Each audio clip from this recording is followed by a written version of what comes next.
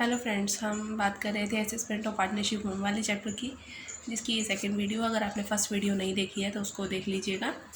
आगे हम बात कर रहे हैं 184 तो हमने पूरा कर लिया था कि फर्म के रूप में कैसे हम असेसमेंट करेंगे।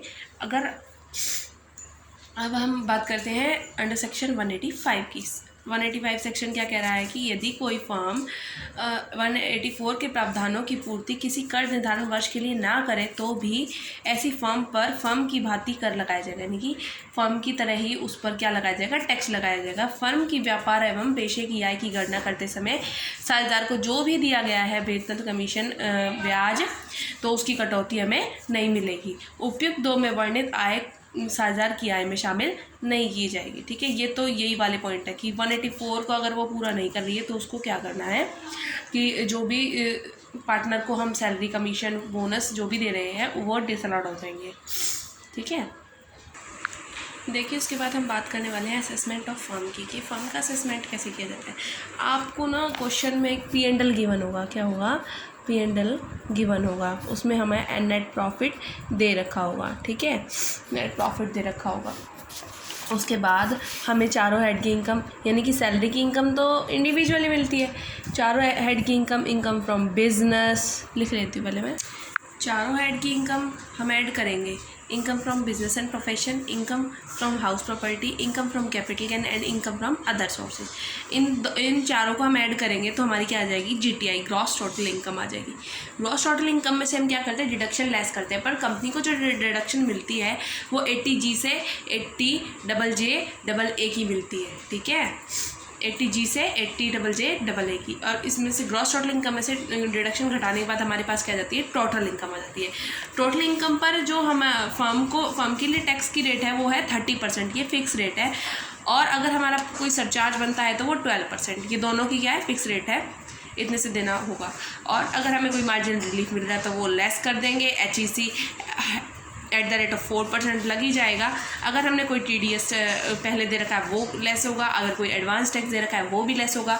और फिर हमारा कैलकुलेट क्या हो गया जाएगा? टैक्स पेबल बाय फर्म की। फर्म को कितना टैक्स पेबल पे करना है। ठीक है, और जो फर्म है ITR भरती है वो कौन सी ITR भरती है? 5 ITR नंबर 5 भरती है। ITR वाले चैप्टर पर वीडियो बनानी बाकी है, उसको मैं बना दूँगी। पर अभी आप ये याद कर लीजिए कि जो फर्म जो भरती है वो भरती है ITR 5।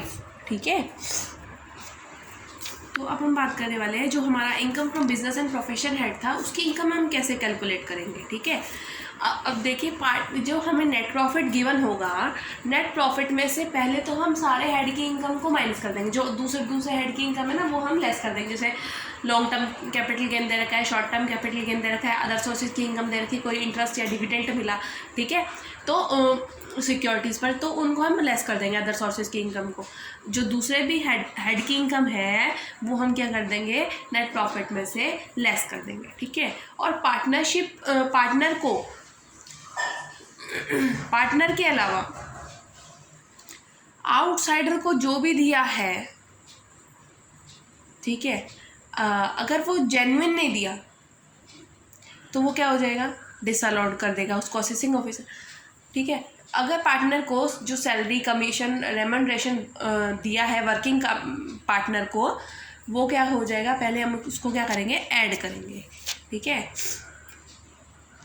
जो भी पार्टनर को बोनस, कमीशन, सैलरी दिया है वर्किंग पार्टनर को, अगर डीड कहती है तभी दिया हुआ। ठीक है, अगर डीड मना कर देगी तो हम नहीं दे सकते, वो डिसअलाउड हो जाएगा। ठीक है, तो उसको हम पहले क्या करेंगे? नेट प्रॉफिट में हम ऐड कर देंगे। ठीक है, और देखिए यहाँ पे दिया भी हुआ है, लाभ हानि खाते के अनुसार शुद्ध लाभ नेट प्रॉफिट ले लेंगे। उसके बाद डिसअलाउड एक्सपेंसेस कर देंगे। डिसअलाउड कौन कौन से एक्सपेंसेस होंगे? कौन कौन से ऐसे एक्सपेंसेस होंगे जो डिसअलाउड होंगे वो मैं आपको बता रही हूँ। अगर पार्टनर को कोई भी, अगर हमने बोनस, कमीशन दिया है, सैलरी दी है, जो भी रेम्यूनरेशन उसको दिया है, ठीक है, वो सब पहले हम क्या करेंगे? जोड़ेंगे। ठीक है, साझेदारों को जो पारिश्रमिक दिया है यदि लाभ हानि खाते में डेबिट कर दिया है तो वो भी लेंगे। अगर हमने इंटरेस्ट ऑन कैपिटल, ये रूल है इंटरेस्ट ऑन कैपिटल का कि पार्टनरशिप डीड में, अगर मान लीजिए पार्टनरशिप फर्म में पार्टनरशिप डीड नहीं बनाई, ठीक है, नहीं बनाई तो भी हमें इंटरेस्ट ऑन कैपिटल क्या 12% से देना है। अगर डीड में ये लिखा हुआ है कि नहीं देना इंटरेस्ट ऑन कैपिटल तो हमें नहीं देना। अगर पार्टनरशिप डीड में ये लिखा है कि 15% से देना है तो 15% को कंसिडर नहीं करना, हमें रूल को कंसिडर करना है कि हमें इंटरेस्ट ऑन कैपिटल हमेशा 12% से ही देना है। अगर डीड में कम लिखा है तो बेशक कम दे सकते हैं, उससे ज़्यादा नहीं दे सकते 12% से, ठीक है। अगर मान लीजिए कोई एक पार्टनर था ए, उसका गोडाउन खाली पड़ा था और हमारी फर्म को भी ज़रूरत थी गोडाउन के लिए, तो उसने हमें रेंट पे दे दिया, ठीक है, और जो हमने उसको रेंट दिया ना वो जेन्युइन दिया, ठीक है, तो वो एक्सेप्ट होगा पार्टनर के लिए, वो उसकी रिसिप्ट मानी जाएगी, ठीक है। तो और 12% से जो भी इंटरेस्ट ज़्यादा है वो लिख लेंगे। अब इसमें से क्या क्या घटाने हैं, स्वीकृत व्यय, जो हमें एक्सेप्टेड है वो घटा देने हैं, ठीक है। जो हमने यहाँ पे अस्वीकृत कर दिए थे उसको दोबारा से क्या कर देंगे, लेस कर देंगे, यहाँ पे ऐड किया था यहाँ लेस करेंगे, ठीक है। अन्य समस्त साधनों से जो भी आय होगी वो क्रेडिट लाभ हानि खाते क्रेडिट में कर दी जाएगी, और जो अदर सोर्सेज की इनकम होगी वो भी हमारी लेस हो जाएगी। देखिए एग्जाम्पल से हम समझते हैं। ये दे रखा है हमें एडवर्टीजमेंट में, सैलरी दे रखी है, ए को सैलरी दी है 25,000 की, बोनस दिया है बी को 30,000 का, इंटरेस्ट ऑन कैपिटल हमने दे रखा है 14% से, ए और बी को दिया है 14,000, नेट प्रॉफिट हमारा गिवन है 2 लाख। इस तरह से आपको P&L दिया होगा, ठीक है। नेट प्रॉफिट हमें गिवन था 2 लाख, लिख लिया, ठीक है। जो भी हमने पार्टनर को दिया वो हम क्या करेंगे, ऐड करेंगे। सैलरी 2 है, 25,000 दिया था यहाँ, 25,000 लिख लिया, 25,000, ठीक है। बोनस दिया 30,000 बी को, लिख लिया। इंटरेस्ट ऑन कैपिटल 14% से दिया है, एक्सेस में कितना दिया है 2%, कैसे निकालेंगे, दिया कितना 14,000, कितने परसेंट से दिया 14% से, एक्सेस कितना हमें देना तो 12% चाहिए था, ठीक है। अगर डीड में कुछ भी नहीं लिखा हुआ तो हमें 12% से देना है, ठीक है। अगर लेकिन हमने क्या करना है, हमने 14% दिया है, जबकि देना तो हमें कितना होता है 12% देना होता है, तो क्या करूँगी 14,000 दिया कितने 14 से, एक्सेस में कितना दिया 2% है ना, 14 में से 12 माइनस में तो 2 ही तो % ज़्यादा दिया मैंने, तो ये हमारा आ जाएगा 2,000 हमने एक्सेस में दिया। इन सबको तो हम क्या करेंगे, ऐड कर देंगे, ठीक है। और उसके बाद जो एडवर्टीजमेंट एक्सपेंसेस थे वो हमारे 1 लाख के थे, वो भी हम यहाँ लिख लेंगे। सॉरी जो एडवर्टीजमेंट एक्सपेंसेस यहाँ पे हमारा असेसिंग ऑफिसर बोल रहा है कि 80,000 ही अलाउड है, तुमने ज़्यादा खर्च करे, हम तो 80,000 ही माइनस करवाएंगे, तो हम क्या करेंगे 80,000 ही यहाँ पे कर देंगे, 20,000 हमारे क्या हो जाएंगे, ऐड हो जाएंगे, ठीक है।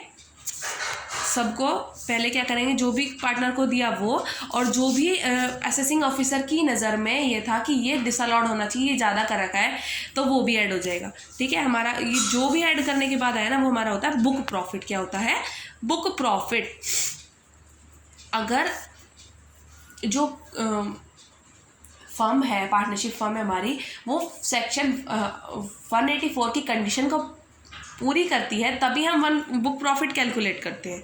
अगर वो कंडीशन को पूरी नहीं कर रही है तो हम कैलकुलेट ही नहीं करेंगे, क्योंकि ये सारे तो हमारे डिसअलाउड ही हो जाएंगे, ठीक है। तो हम क्यों ही ऐड कर रहे हैं।